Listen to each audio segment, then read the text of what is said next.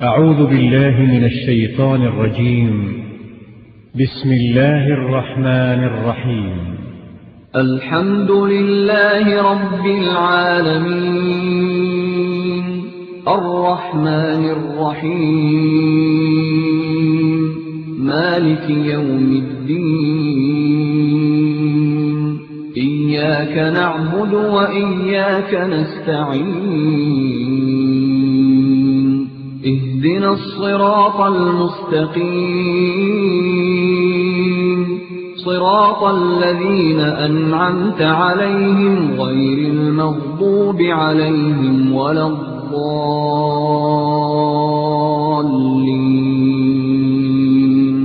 بسم الله الرحمن الرحيم. ألف لام ميم. ذلك الكتاب لا ريب فيه هدى للمتقين الذين يؤمنون بالغيب ويقيمون الصلاة ومما رزقناهم ينفقون.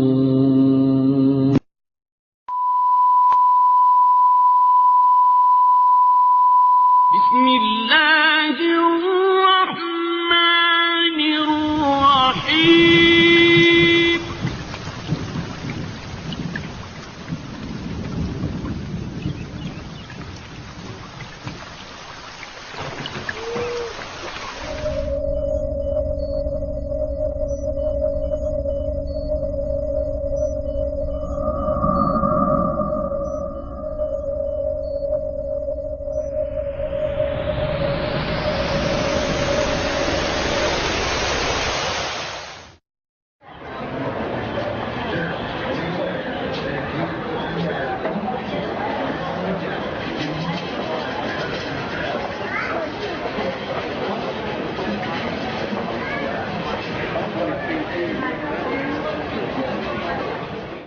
أعوذ بالله من الشيطان الرجيم. وجعلنا منهم أئمة يهدون بأمرنا لما صبروا وكانوا بآياتنا يوقنون. جب انہوں نے مصیبتوں پر صبر کیا تو ہم نے اس میں سے کئی ایسے امام بنا دیے جو ہمارے حکم سے ان کی رہنمائی کرتے تھے.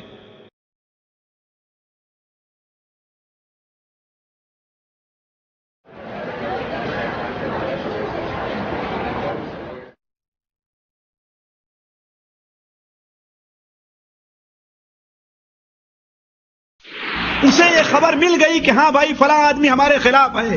پھر وہ نہیں سوچا حق کیا ہے باطل کیا ہے. چنانچہ حکم ہوا اور 8-10 آدمیوں کے ساتھ پکڑ کر کے امام شافعی بھی بغداد پہنچ گئے. امام شافعی بھی بغداد پہنچ گئے. جب بغداد پہنچے ہارون رشید کے سامنے جب معاملہ پیش ہوا تو کہا کہ تم کون ہو؟ کہا کہ میں آپ کا چچاداد بھائی ہوں. تم کون ہو؟ کہا میں آپ کا چچاداد بھائی ہوں. اس لیے کہ ہارون ہاشمی خاندان سے تھا اور امام شافعی مطلبی تھے. اور ہاشم اور مطلب کیا تھے؟ دونوں بھائی بھائی تھے. ہاشم اور مطلب دونوں بھائی بھائی تھے. تو کہا کہ میں آپ کا چچاداد بھائی ہوں. بہت سے لوگوں کو مسئلہ حل ہو گیا جب میں بتایا تھا، جو سوال کیا تھا. ہنس رہے ہیں وہ، ہے کہ نہیں ہے؟ تو ہاشم اور مطلب کیا تھے؟ دونوں بھائی بھائی تھے. تو میں آپ کا چچاداد بھائی ہوں. کہا پھر جب تمہارے چچاداد بھائی ہو تو ہمارے خلاف علویوں کا ساتھ کیوں دے رہے ہو؟ کہا کہ امیر المؤمنین، دیکھیے یہ عقلیت دیکھیے، امیر المؤمنین علوی خاندان تو ہمیں اپنا غلام سمجھتا ہے اور آپ تو ہمیں اپنا بھائی سمجھتے ہیں. بھلا بتائیے کس عقل میں آنے والی بات ہے کہ جو ہمیں اپنا غلام سمجھتا ہو میں اس کی تائید کروں گا اور جو مجھے اپنا بھائی سمجھتا ہو اس کی تائید نہیں کروں گا؟ یہ کس عقل میں آنے والی بات ہے؟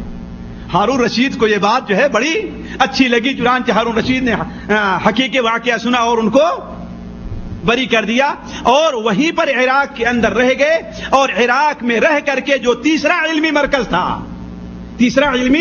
مرکز تھا جہاں پر امام ابو حنیفہ رحمہ اللہ کے شاگرد رہا کرتے تھے امام شافعی رحمہ اللہ، وہاں رہ کر کے علم حاصل کرنا شروع کیے اور امام ابو حنیفہ رحمہ اللہ کی فقہ امام محمد ابن حسن الشیبانی کے ذریعے انہوں نے حاصل کیا، بلکہ بسا اوقات بعض روایات میں تو یہ آیا ہے کہ امام محمد ابن حسن الشیبانی سے انہوں نے جو علم حاصل کیا اور لکھا تھا اسے ایک اونٹ پر لاد کر کے لے آئے تھے. کتنا؟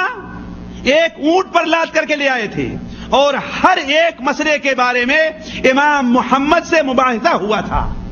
یہ ہے امام شافعی رحمہ اللہ کی پیدائش اور ان کا طلب علم. دیکھیے ہم دوسری بات طرف آتے ہیں کہ امام شافعی رحمہ اللہ کے مناقب اور فضائل کیا ہیں. دیکھیے امام شافعی رحمہ اللہ کی فضیلت اس قدر ہے کہ اسے ایک دو مجلس میں نہیں بیان کیا جاتا، بلکہ بڑے بڑے علماء جو امامت کے منصب پر پہنچے ہیں انہوں نے جس قدر امام شافعی رحمہ اللہ کی فضیلت میں کتاب لکھی ہے کسی دوسرے کی فضیلت میں کتاب نہیں لکھی ہے.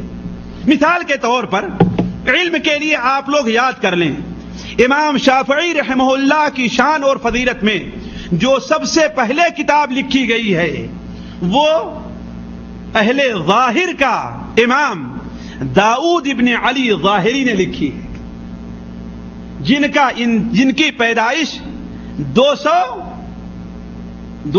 ہجری میں ہے، یعنی امام شافعی رحمہ اللہ کی وفات سے تقریباً 4 سال پہلے سب سے پہلی کتاب انہوں نے لکھی ہے.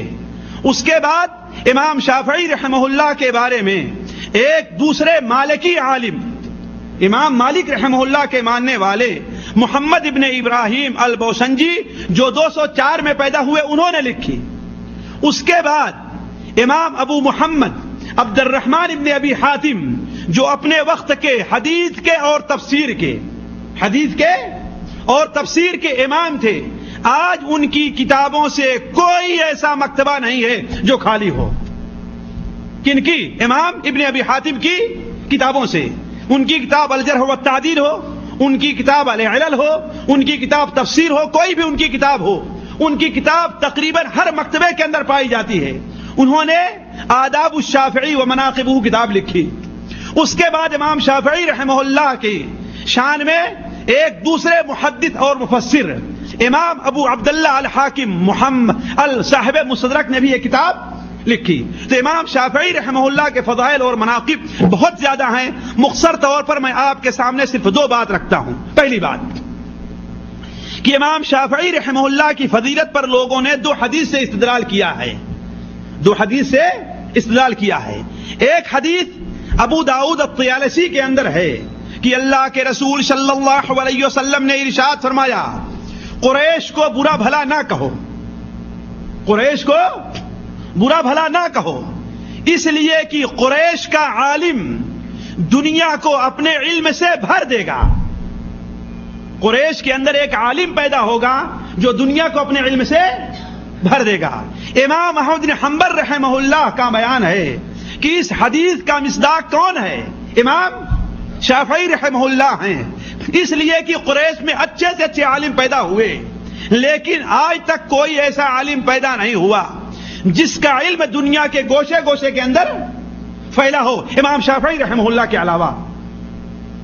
دوسری حدیث جو سنن ابو داؤد کے اندر مروی ہے کہ اللہ کے رسول صلی اللہ علیہ وسلم نے ارشاد فرمایا کہ ہر صدی کے اندر، ہر صدی کے شروع میں اللہ تبارک و تعالی ایک عالم کو پیدا کرتا ہے جو اس دین کے اندر جو خرابی پیدا ہو جاتی ہے اس کی اصلاح کرتا، اس کی تجدید کرتا ہے.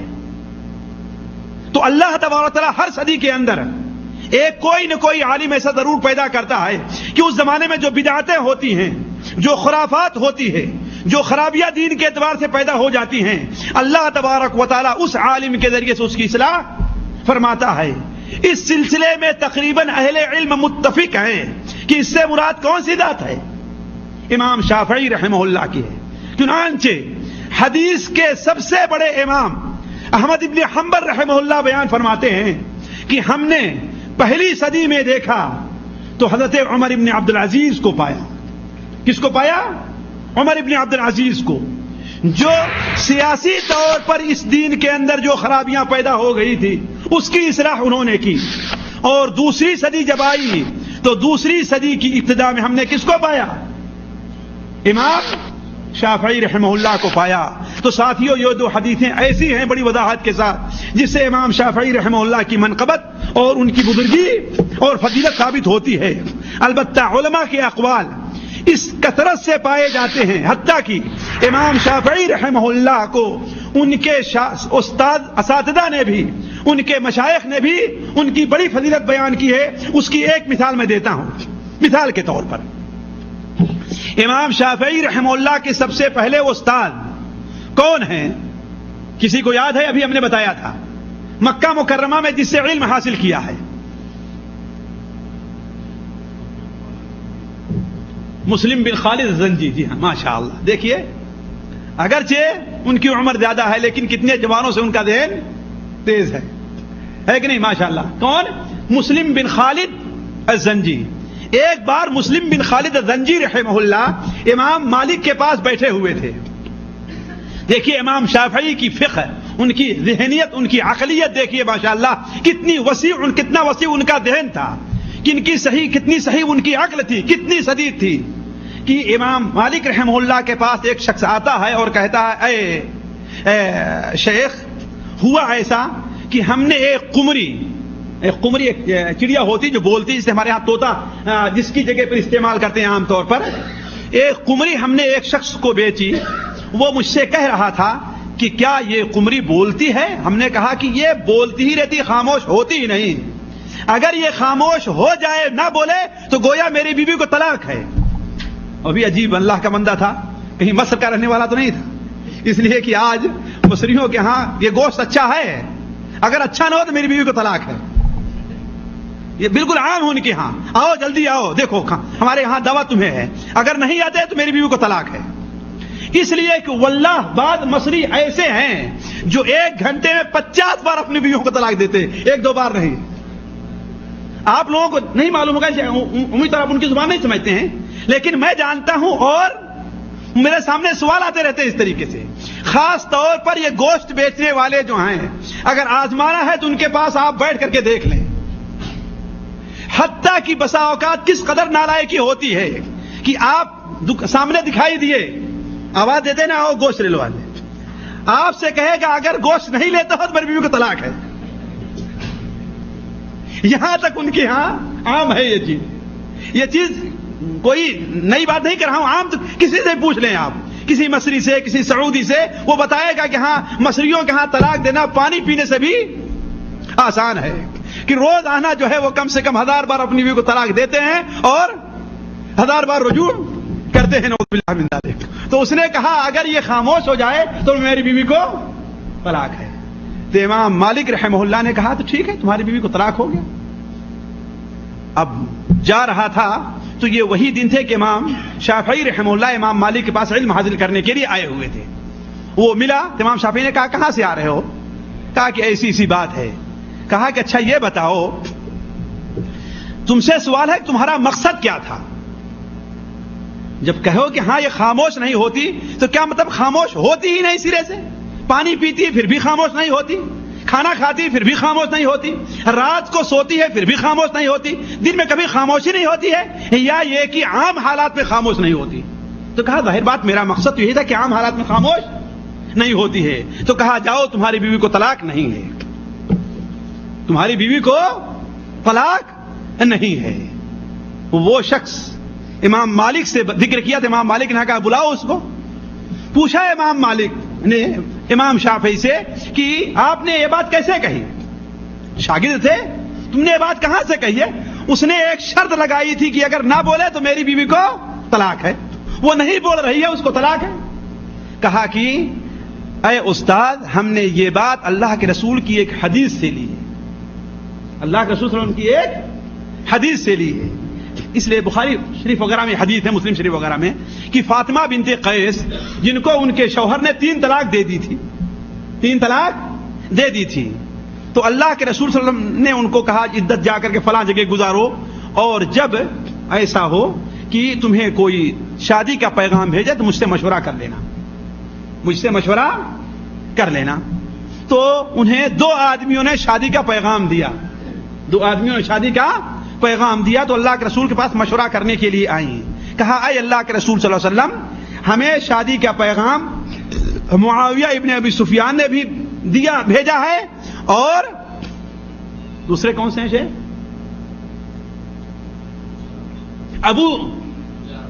ابو جہم نے، جی ہاں، دوسرے کہا ابو جہم نے بھی مجھے شادی کا پیغام بھیجا ہے، آپ کس کے بارے میں مشورہ دیتے ہیں؟ تو آپ نے فرمایا جہاں تک معاویہ کا معاملہ ہے، معاویہ غریب اور فقیر آدمی، فصعلوب، ان کے پاس کچھ نہیں ہے، ظاہر بات ہے کہ تم خرچ کے لیے تمہیں کچھ چاہیے. اور جہاں تک ابو جہم کا تعلق ہے وہ اپنے کندھے سے اپنا ڈنڈا اتارتے ہی نہیں ہیں، اپنے کندھے سے اپنا ڈنڈا نہیں اتارتے ہیں.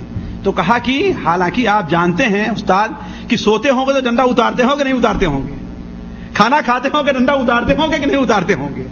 مقصد یہ ہے کہ عام حالات میں وہ مارنے کے لیے ڈنڈا لے کر کے تیار رہا کرتے ہیں. معلوم یہ ہوا کہ شریعت کے اندر کبھی حکم لگتا ہے کس کے اوپر؟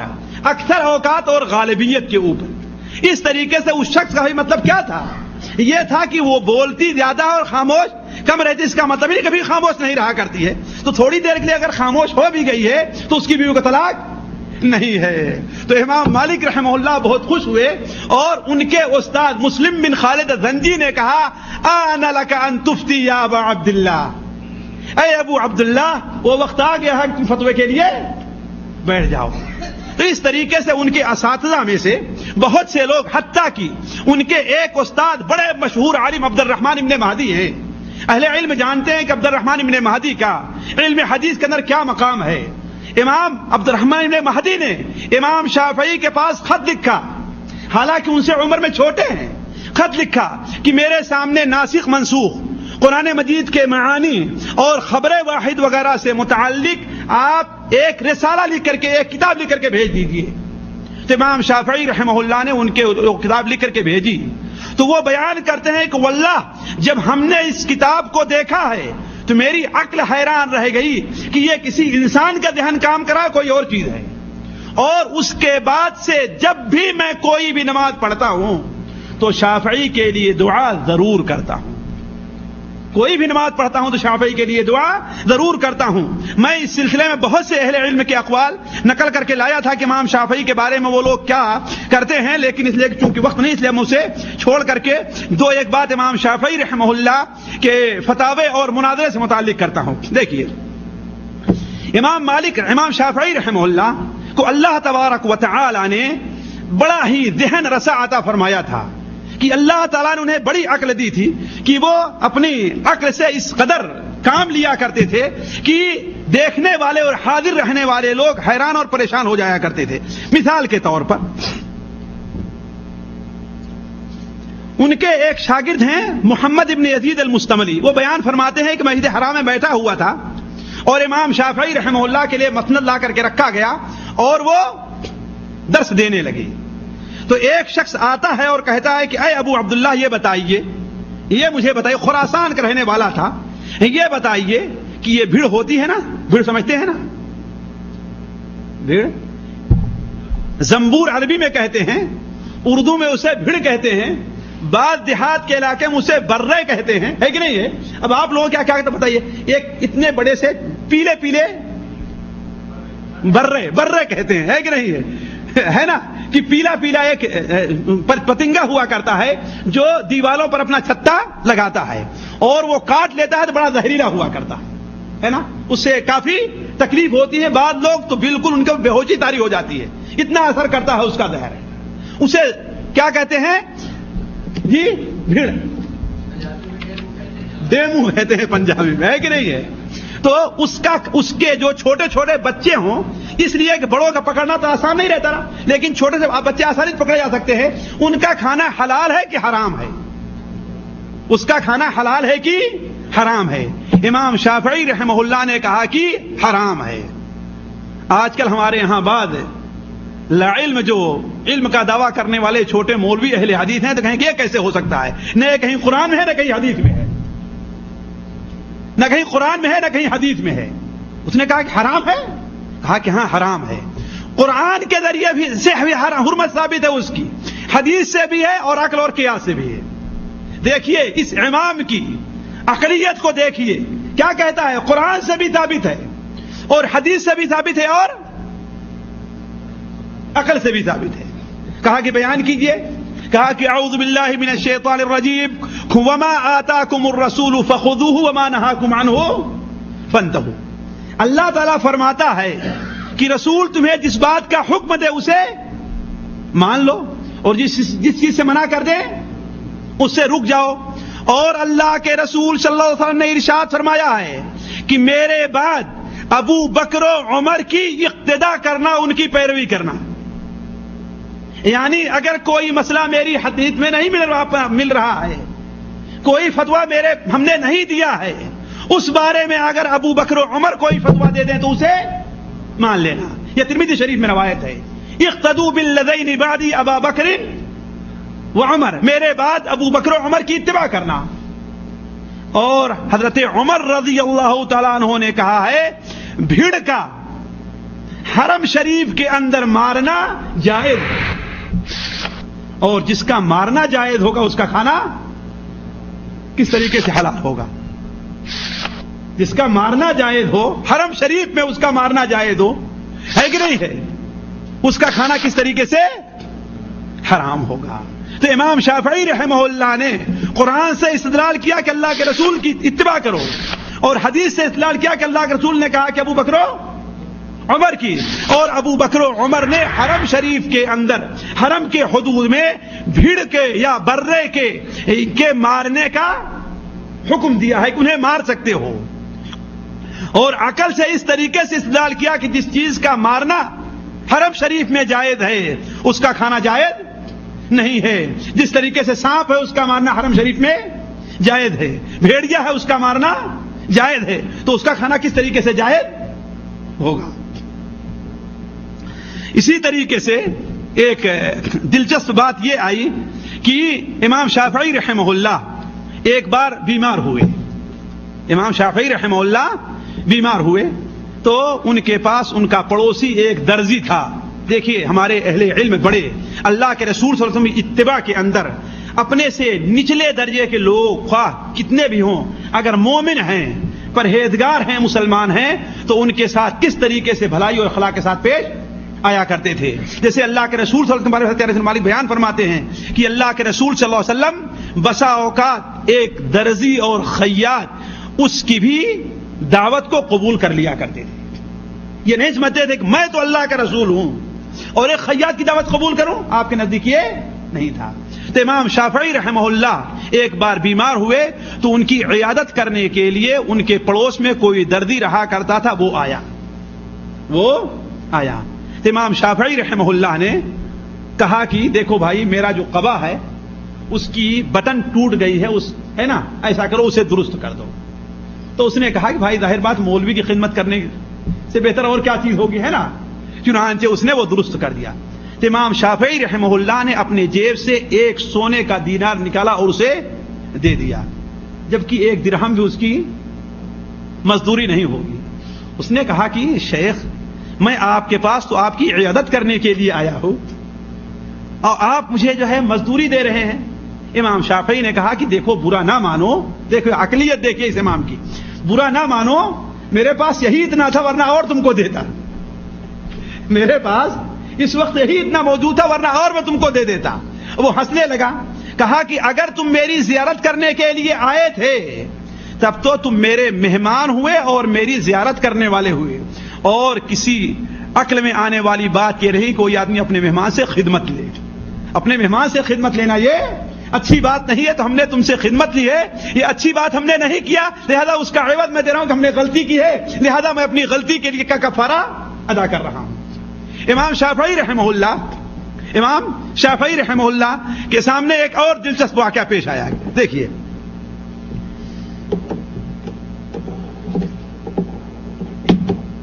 کہ امام شافعی رحمہ اللہ، دیکھیے ابھی بات کر رہا تو ذہن میں تھا اور ابھی وہ ذہن سے بات اتر گئی. چلیے اگر راستے میں بعد میں یاد آیا تو اس کا ذکر کرتا ہوں. اب اختصار کے طور پر ہم یہ بتا دیں کہ امام شافعی رحمہ اللہ کی خدمات اس دنیا میں کیا ہیں، اس لیے کہ یہ تو ان کے طلب علم کا معاملہ تھا، ہے کہ نہیں، ان کے بعد مواقف تھے، لیکن اسلام کی اور مسلمانوں کی اور دین کی انہوں نے خدمت کیا کی ہے امام شافعی رحمہ اللہ نے.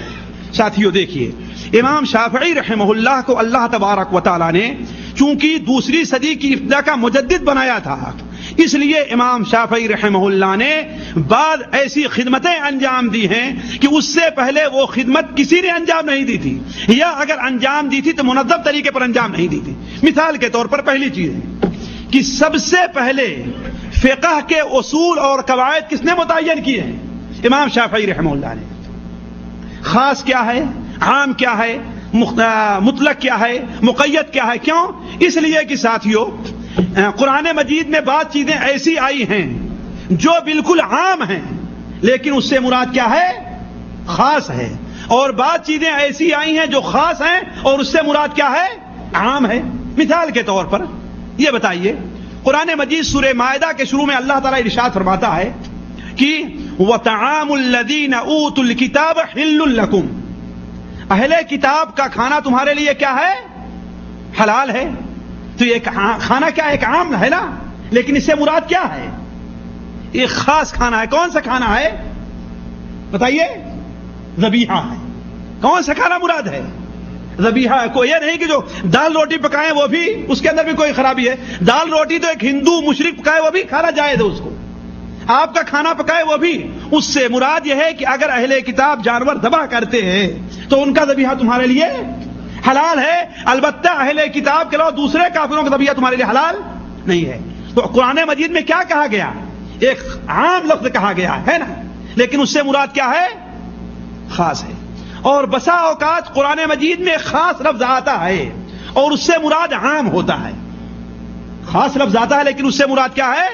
عام لفظ ہے۔ مثال کے طور پر قرآن مجید میں کہا ہے اللہ تعالیٰ سورہ نساء کے اندر، اگر تمہیں راستے میں خوف لاحق ہو تو تمہارے اوپر نماز قصر کرنے میں کوئی گناہ نہیں ہے۔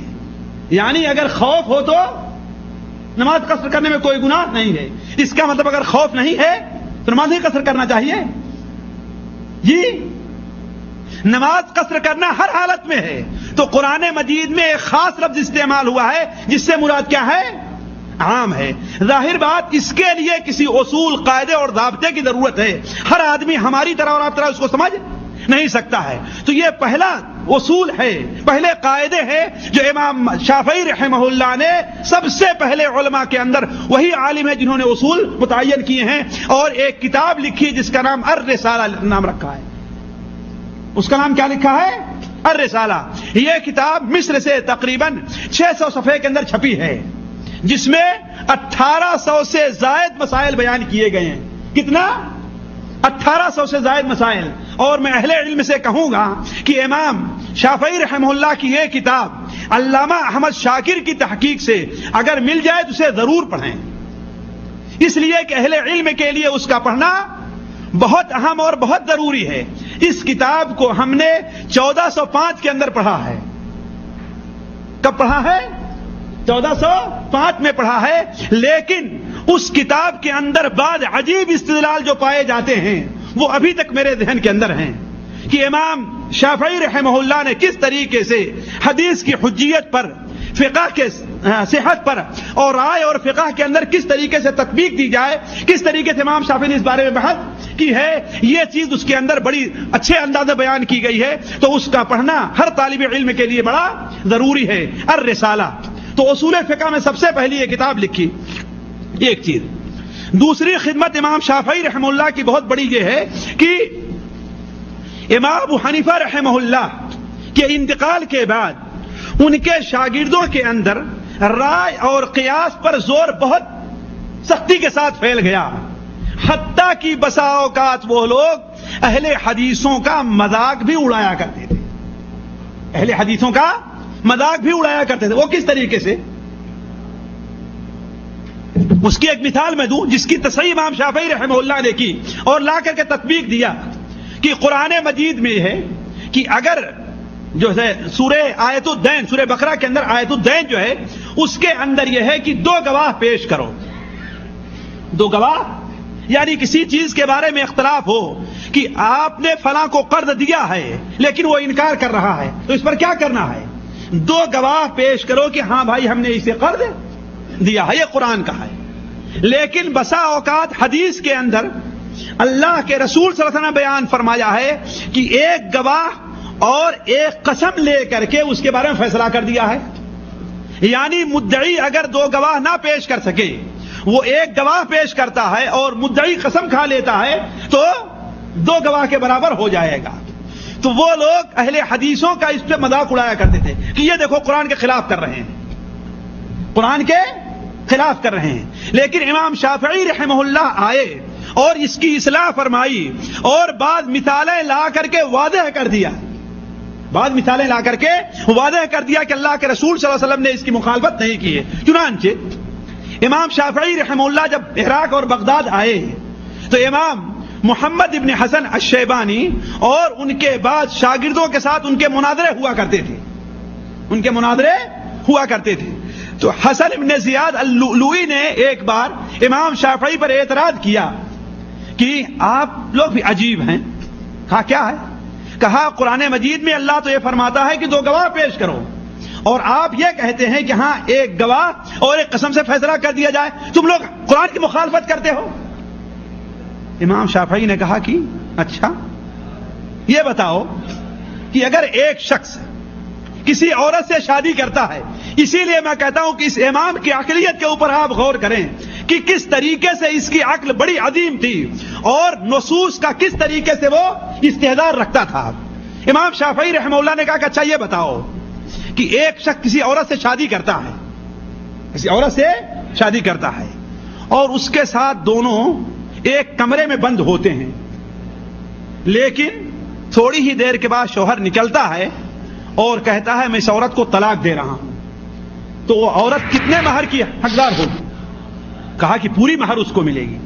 کہا کہ حالانکہ وہ مرد اور وہ عورت دونوں کہہ رہے ہیں کہ ہم دونوں ایک دوسرے سے ملے نہیں، ہم دونوں ایک دوسرے سے ملے نہیں ہیں. کہا کہ بھلے یہ کہہ رہے ہیں لیکن وہ پوری مہر کا حقدار ہوں گے. کہا کیوں؟ قرآن مجید میں تو یہ ہے کہ اگر چھونے سے پہلے یعنی جمع کرنے سے پہلے طلاق دے دے تو پوری مہر نہیں ہے، اور وہ دونوں کہہ بھی رہے ہیں کہ ہاں ہم نے چھوا ایک دوسرے کے ساتھ ملے نہیں ہیں، پھر بھی کیوں ہے پوری مہر دلوا رہے ہو؟ تو حسن ابن زیاد لؤلؤی نے کہا کہ حضرت عمر فاروق رضی اللہ عنہ فیصلہ یہی ہے. کہا کہ تم بھی عجیب آدمی ہو، قرآن کے خلاف اللہ کے رسول کی حدیث کو قبول کرنے کے لیے تیار نہیں ہو، اور حضرت عمر فاروق کا فیصلہ قبول کرنے کے لیے تم تیار ہو. چنانچہ کہتے حسن بن زیاد لؤلؤی نے اپنا چپل اٹھایا اور وہاں سے بھاگ کھڑے ہوئے. تو میں عرض کر رہا تھا کہ حدیث کے اندر اور رائے کے اندر دو گروپ بن گئے تھے. اہل مدینہ جو تھے حدیث پر زیادہ زور دیتے تھے، اور اہل کوفہ اور بصرہ جو تھے رائے پر.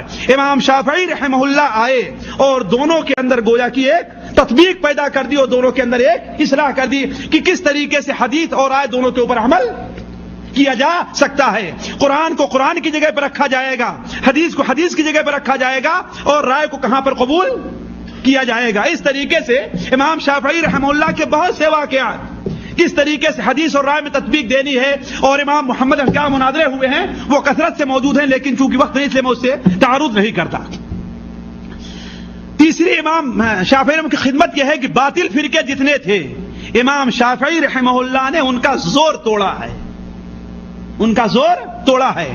چنانچہ خواہ حفص الفرد ہو یا بشر المریسی ہو، امام شافعی رحمہ اللہ نے ان دونوں سے ایک نہیں دو نہیں دسیوں مناظرے کیے اور ان کو پیچھے چھوڑا دیا. چنانچہ دلچسپ بات یہ ہے کہ امام شافعی رحمہ اللہ کے ایک شاگرد بیان کرتے ہیں کہ بشر مریسی سے ہم لوگوں کا جب مناظرہ ہوا کرتا تھا وہ ہم لوگوں کو نیچے کر دیتا تھا، ہم لوگوں کو نیچے دکھا دیتا تھا. لیکن امام شافعی کی ایک کتاب الشاہد والیمین مجھے مل گئی تو اس کو 2 رات میں یاد کر لیا، 2 رات میں یاد کر لیا، اور پھر بشر المریسی کے پاس مناظرہ کرنے کے لیے گیا تو بشر مریسی جو دلیل دیتا اس کو میں توڑ دیتا، جو دلیل دیتا اس کو توڑ دیتا، جو دلیل دیتا اس کو توڑ دیتا. آخر میں کہتا ہے کہ یہ تمہاری عقل بات نہیں کر رہی ہے، یہ تمہاری عقل کام نہیں کر رہی ہے، یہ عقل اس شخص کی ہے جسے ہم نے مکہ میں دیکھا تھا، اللہ تعالیٰ نے اسے آدھی دنیا کی عقل دی ہے، یہ اس کی بات ہے جس کی بات تم کر رہے ہو. مرد الموت کے وقت حفص القرد، حفص الفرد تھا اس کو، لیکن امام شافعی حفص القرد کہا کرتے تھے. قرد کے معنی کیا ہوتا ہے؟ بندر کے کہ تو اصل میں بندر ہے، تو آدمی نہیں ہے۔ چنانچہ امام شافعی کی زیارت کے لیے جاتا ہے۔ امام شافعی اچانک ان کے اوپر غشی طاری ہو گئی، تو تھوڑی دیر میں ہوش آیا تو شاگردوں نے پوچھا کہ میں کون ہوں؟ امام شافعی فرماتے کہ آپ فلاں ہیں، آپ فلاں ہیں، آپ فلاں ہیں۔ حفص پوچھتا ہے کہ میں کون ہوں؟